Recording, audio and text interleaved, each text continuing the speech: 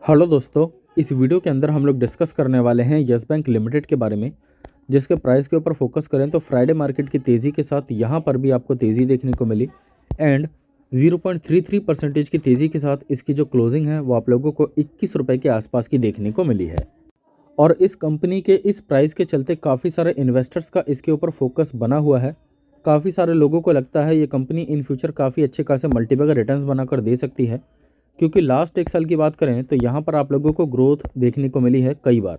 ठीक है, जैसे जैसे कंपनी के फाइनेंशियल्स में सुधार देखने को मिला वैसे वैसे इस कंपनी में तेज़ी देखने को मिली शॉर्ट टर्म बेसिस पे। उसके बाद कंसोलिडेशन देखने को मिला, गिरावट देखने को मिली या फिर कहें प्रॉफिट बुकिंग देखने को मिली, लेकिन उसके बाद वापस से अच्छी खासी रिकवरी भी देखने को मिली। लेकिन इस समय पर यदि हम फोकस करें तो चार्ट पैटर्न जो है धीरे धीरे करके नीचे आता हुआ देखने को मिल रहा है। तो यहाँ पर इन्वेस्टर्स का सवाल ये है कि यहाँ से क्या ये कंपनी ग्रो करेगी। देखो, मैंने पहले ही भी बताया कि मैं नहीं बता सकता कंपनी ग्रो करेगी या नहीं करेगी। कंपनी के नंबर्स बताएंगे, कंपनी के पैरामीटर्स बताएंगे। जब ये कंपनी मैक्सिमम लेवल से गिरी तो काफ़ी सारे लोगों को लगा था कि ये कंपनी बंद हो जाएगी, लेकिन एसबीआई ने, दूसरे बैंक्स ने सहारा दिया। कंपनी जो है धीरे धीरे करके अपने फाइनेंशियल्स को सुधारती हुई दिखाई दी। और इन्हीं सब चीज़ों के चलते काफ़ी सारे इन्वेस्टर्स को लगता है कि जैसे ही कंपनी पहले धीरे धीरे करके ग्रो करी, मल्टीबैगर बनी थी, वैसे ही इस गिरावट के बाद धीरे धीरे करके ग्रो करती हुई दिखाई देगी एंड काफ़ी सारे रिटर्न्स बनाकर देगी, इन्वेस्टर्स को अच्छा खासा पैसा कमा कर देगी। और इसीलिए काफ़ी सारे इन्वेस्टर्स, खासकर रिटेल इन्वेस्टर्स, इसके 21 रुपये के प्राइस को देखकर इसके अंदर इन्वेस्ट करना चाहते हैं। और काफ़ी सारे लोगों का सोचना सही भी है कंपनी के फाइनेंशियल्स को देखते हुए। देखो, बिजनेस बेसिस पे सभी लोगों को पता ही होगा ये कंपनी बैंकिंग सेक्टर के अंदर कामकाज करती है एंड प्राइवेट सेक्टर की बात करें तो ये कंपनी अभी भी इंडिया की 6th लार्जेस्ट प्राइवेट बैंक है। ठीक है, जिसका मार्केट कैप आप लोगों को 66,000 करोड़ का देखने को मिलता है। एंड इसके अलावा कुछ कॉन्स भी हैं इसके अंदर। कंपनी का जो प्रॉफिट है वो आप लोगों को रिपीटेटिव देखने को नहीं मिलता है।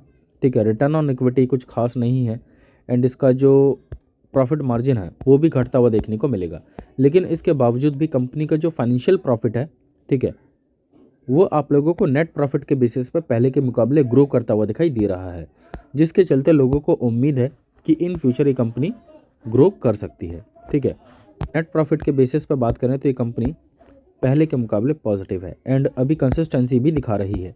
पहले यदि हम फोकस करेंगे तो 55 करोड़, 206 करोड़, 347 करोड़, ठीक है, उतार चढ़ाव देखने को मिलता था, लेकिन धीरे धीरे करके यहाँ पर ग्रोथ देखने को मिल रही है। एंड सबसे बड़ी बात, कंपनी के एनपीएस लगातार कम होते हुए देखने को मिल रहे हैं। ठीक है, अभी रिसेंटली जो नंबर्स देखने को मिले हैं उसके अंदर कंपनी का जो ग्रॉस एनपीए था वो 1.50% तक पहुँचता हुआ देखने को मिला है, जो कि पिछले क्वार्टर में 1.60 के आसपास था। एंड सेम नेट प्रॉफिट में भी इसी तरह की चीज़ें देखने को मिलेगी। नेट प्रॉफिट में जो एनपीएस हैं वो स्टेबल हैं। एंड साल दर साल के नंबर्स के ऊपर फोकस करें तो यहाँ पर भी आप देख सकते हैं एक्सपेक्टेशन अगले साल के लिए काफ़ी अच्छी खासी देखने को मिल रही है।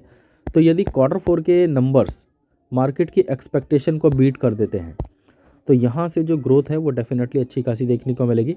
बाकी टारगेट तो देखो मैं नहीं दे सकता, ठीक है, बट कुछ रेटिंग एजेंसीज हैं, देन कुछ मार्केट एनालिसिस्ट है जिनका कुछ मानना है कंपनी के टारगेट्स को लेकर। ठीक है, तो उनके बयान के ऊपर भी फोकस करेंगे।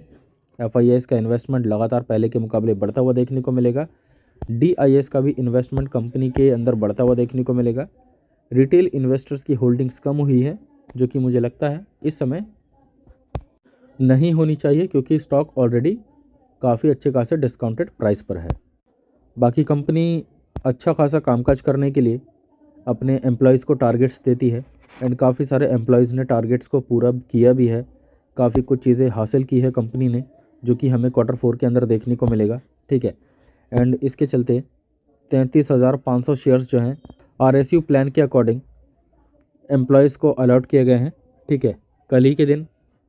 एंड टारगेट्स की बात करें तो देखो, मैं लॉन्ग टर्म इन्वेस्टर हूँ, लॉन्ग टर्म की ही बातें करता हूँ। एंड कंपनी फाइनेंशियली फंडामेंटली अच्छी होगी तो ग्रो करेगी, अदरवाइज़ कितनी भी बड़ी कंपनी हो इन फ्यूचर आपको गिरती हुई देखने को मिलेगी यदि उसके अंदर कंसिस्टेंसी देखने को ना मिले। फिलहाल 45 का यहाँ पर टारगेट दिया गया है। ठीक है, ईटी न्यूज़ के द्वारा, कुछ एक्सपर्ट्स के द्वारा, बट यहाँ पर आपको ये भी ध्यान रखना है कि ब्रेकआउट की बात की गई है। यदि ये कंपनी ₹28 के टारगेट्स को ब्रेकआउट दे देता है, तब जो है यहाँ से ₹45 तक के टारगेट्स देखने को मिलेंगे, ऐसा इनका मानना है। बाकी शॉर्ट टर्म के बेसिस पे बात करें तो यहाँ पर कुछ एनालिसिस्ट ये भी कहते हैं कि कंपनी में सावधान रहने की ज़रूरत है।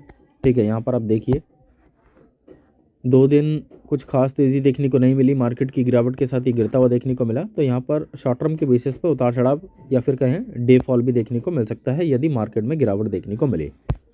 बाकी इससे रिलेटेड आपकी क्या राय है कमेंट करके ज़रूर बताना। कोई डाउट हो क्वेश्चन हो तो कमेंट कीजिए, मैं जल्दी ही रिप्लाई देकर आप लोगों के डाउट्स क्लियर करने की कोशिश करूँगा। वीडियो में कुछ भी बोलने की लिमिटेशन है, ठीक है, मैं आपको टारगेट्स नहीं दे सकता, बाय सेल का रिकमेंडेशन नहीं कर सकता, एंड ये वीडियो सिर्फ और सिर्फ एजुकेशनल पर्पस के लिए है। कोई डाउट हो क्वेश्चन हो तो कमेंट कीजिए, मैं कमेंट्स में आप लोगों के डाउट्स क्लियर करने की कोशिश करूँगा आपको समझा पाऊँ कि आपको क्या करना चाहिए। बाकी चैनल के ऊपर फर्स्ट टाइम विजिट किया हो तो प्लीज़ चैनल को सब्सक्राइब कर देना, शेयर को। Thank you guys.